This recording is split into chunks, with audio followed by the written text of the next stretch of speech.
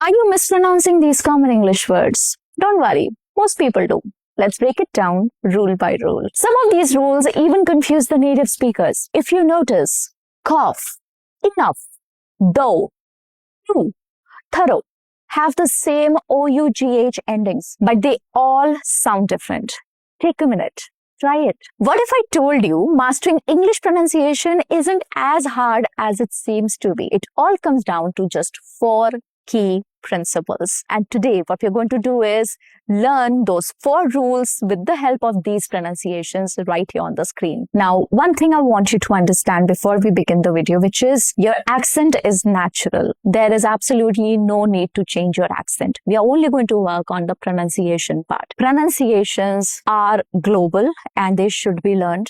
However, changing of accent, there is no pressure. Sometimes people ask me, ma'am, why do you have such a solid Indian accent? Because I am Indian. I've lived all my life in India. So of course, I'm going to have that accent. And there's no problem with the accent. Accent just shows where you come from, okay? You should be proud of it. You should always be proud of your accent. However, mispronouncing words is not good because that way the clarity of your communication is lost. Okay, when you go out and you talk with people and you mispronounce basic words, what happens is that a lot of your message is lost. So there is no fight, there is no battle, nothing.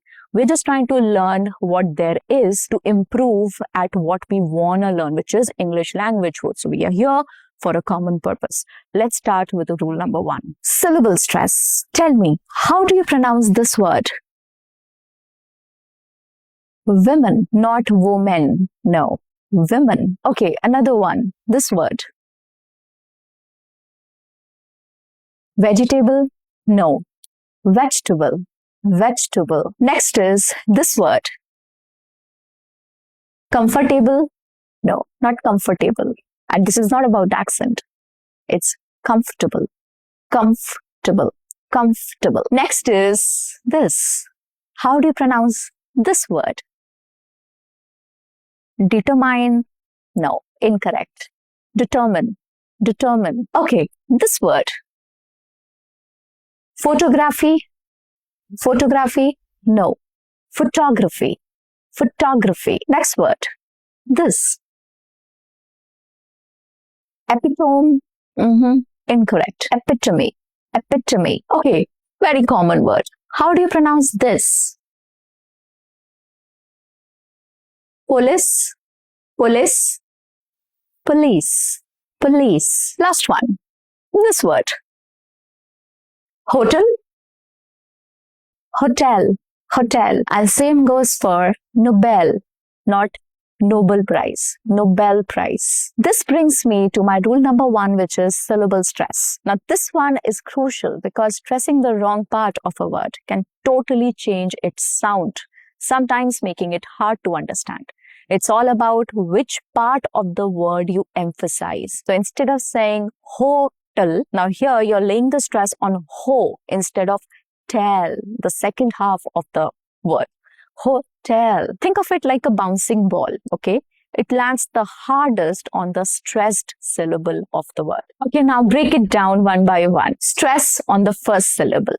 Women. The women are waiting outside. Women. Now the rule is O changes to a short I sound and the stress is on the first syllable. She eats 1 green vegetable every day. Vegetable. So it has about 2 to 3 syllables and not 4. Okay. Vegetable, not vegetable. No. Vegetable. Okay, 3 syllables. English often drops extra vowels for smoother speech. Those dropped, unstressed vowels don't completely disappear. They get reduced to a barely there sound. In phonetics, we call it schwa, the schwa. I have a whole different video on this concept. That video is just about to come up. So if you haven't subscribed to the channel and press the bell icon, please do it now. Now is the time you do it because I don't want you to miss that video. It's one of the best ones, really. Schwa is the sound. It's the most common sound in English and it's what makes native speakers sound so smooth and natural. So in vegetable, veg, t. So after t, there is this t. So that is schwa, okay? Vegetable. And again, between B and L, there is again a schwa. B. Okay, vegetable. So there are two schwa. Instead of saying every vowel with equal effort, we use the schwa as a placeholder in unstressed syllables. It's the sound, I repeat myself, that you hear at the end of the words like sofa, sofa. You don't say sofa. We're not that clear when we speak, right? Sofa. Sit on the sofa. So, that you hear, that schwa. It's represented by the symbol inverted E. When we pronounce the word vegetable, the vowels in the second and the third syllables are reduced to the sound, which is a very weak sound. This is why we say it as vegetable. Subscribe to this channel to learn cool new things about English every week. A whole different video on schwa coming up soon. Next word is this. Now hint, stress is on the second syllable.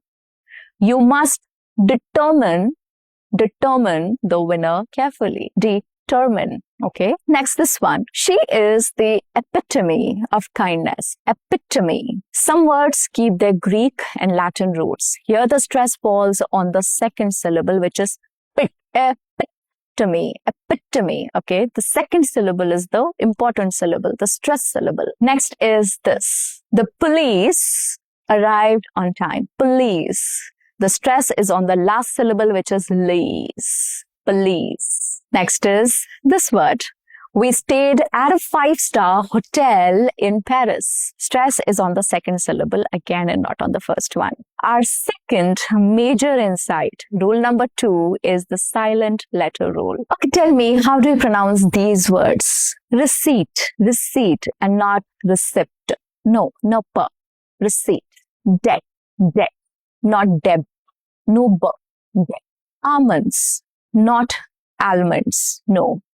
Almonds, almonds. Wednesday, Wednesday, and not Wednesday. Wednesday. We are shortening the number of syllables here, if you notice. Handsome, not handsome. No duh. Handsome. Sandwich, not sandwich. Sandwich. No duh. English isn't phonetic, which means letters often appear in words that aren't pronounced. These silent letters are historical leftovers. Yeah, what to do? Mainly from French and Latin, and learning them is key to accurate pronunciation. Please keep the receipt for your purchase. Here, P is silent. English borrowed this from French, and the P stayed in spelling but disappeared in sound. Now you'll have to learn which letters to draw, okay? He paid off all his debt last year. The silent B is added in spelling to show Latin roots, which is debitum, but we never pronounce it. She sprinkled almonds on her dessert. Almond. Silent L shows up in many words like almond, calm, balm. Okay. Our meeting is on Wednesday. Wednesday. Over time, the middle consonants got swallowed up in fast speech, and that is why we lost D, the sound of D. Wednesday. It's not Wednesday. Okay, Wednesday. He's a very handsome actor. Consonant clusters simplify in spoken English. The D is dropped here. This is a consonant cluster, if you notice. N, D, S, N, D, S. So we made it short. This is a characteristic of consonant clusters, okay? They are simplified and sometimes a letter is dropped. Here, D is dropped. Same goes for, I packed a cheese sandwich for lunch. Let's tackle rule number 3, which is vowel vandalism. English vowel sounds are tricky and they don't always match their letter. We know that. They can even change depending on regional accents. What sounds like one thing in the US might be totally different in the UK. How do you pronounce these words? Data, data. Now pay attention, be careful. Both these pronunciations are accurate. Both are correct, but data is more common in American English and data is heard in British or Indian English. Same spelling, but vowels shift across regions. The milk turned sour, sour. This rhymes with power. The vowel cluster OU often shifts here. It makes an ow sound, ow, sour. He had a bad cough all night. Cough, cough. The OUGH cluster has multiple pronunciations, and here it is the off sound. And finally, rounding out our list, rule number 4, which is foreign sounds and consonant clusters. How do you pronounce these words? Pizza, pizza, pizza. Espresso, Espresso, espresso. It doesn't even have an X. Asthma, not asthma, asthma. Even for Indian English, asthma. Debris, debris, and not debris, debris. English handles borrowed words from Italian, French languages, okay? English is a language that loves to borrow words, especially, like I mentioned, Italian and French words. But when it does, it often handles their unique sounds and tricky consonant clusters in its own way. Sometimes it simplifies them, the other times it maintains the original pronunciation structure. Okay, so that's how it works. You borrow the words, you also borrow the sound. We ordered a large pepperoni pizza. Pizza. Double Z in Italian is pronounced as Z sound. Okay, it has a little T sound, not Z. Pizza. He needs an espresso shot every morning. Espresso. No X sound at all. The S stays intact and the stress falls on the second syllable, which is press. Espresso, espresso. She carries an inhaler for asthma. Asthma. The H is silent in this case. Okay? Silent. English simplifies clusters by dropping hard to say sounds. So as you can see, th is slightly hard in this word, and that is why they've dropped the sound completely. Now imagine somebody walking up to an American and complaining about their asthma attack and calling it as asthma. Hey, I'm getting my asthma attack. This guy will not even be able to understand. So that is why global pronunciations are important to be learned, so that people understand you, you're more clear with the way you speak. The street was full of storm debris. Now, since this is borrowed from French, the final consonant, which is letter S in this case, often goes silent. Examples are ballet, buffet, crochet, all have the T's that are silent. Okay. Rendezvous, again, S, letter S is silent here. Faux pas, so faux, X is silent. Final consonant often goes silent with the words that are borrowed from French. Remember that. Now that we've seen how inconsistent single vowels can be, let's look at the biggest trick of all. When the same letter combination produces different sounds. This is called the chaos of vowels. Now, this is a known phenomenon, and if you haven't learned about it before, now is the time you perfect yourself at it. Okay, I've got some really good examples for you. The chaos of vowels, like I'll be using beard, heard, here, there, for example. More frustration of English learners is inconsistent spelling and multiple sounds for the same letter combinations. This is often called the chaos of English vowels, as is well depicted in this letter combination of O-U-G-H I gave you in the beginning of the video, which is rough is different from though. The same letters O-U-G-H, but they sound so different. In rough, it has the sound of uff, but in though, it has the sound of O. Right? It is frustrating, and that is why this is called the chaos of English vowels. This chaos exists because English spelling is historical. It's not logical. Sorry.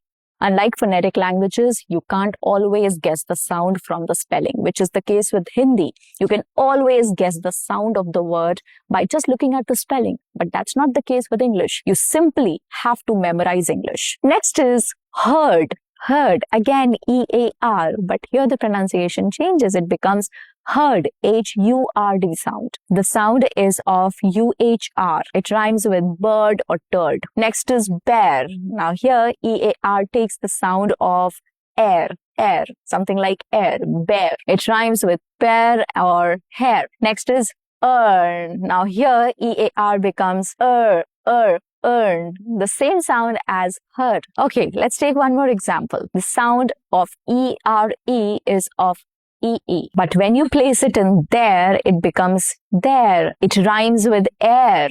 Okay, air, there, air. And again, same letter combination but different sound. It rhymes with bear. A big brown bear is sleeping over there. Next is where. Where, again, the E-R-E here rhymes with air. Next is were. Now it takes up the sound of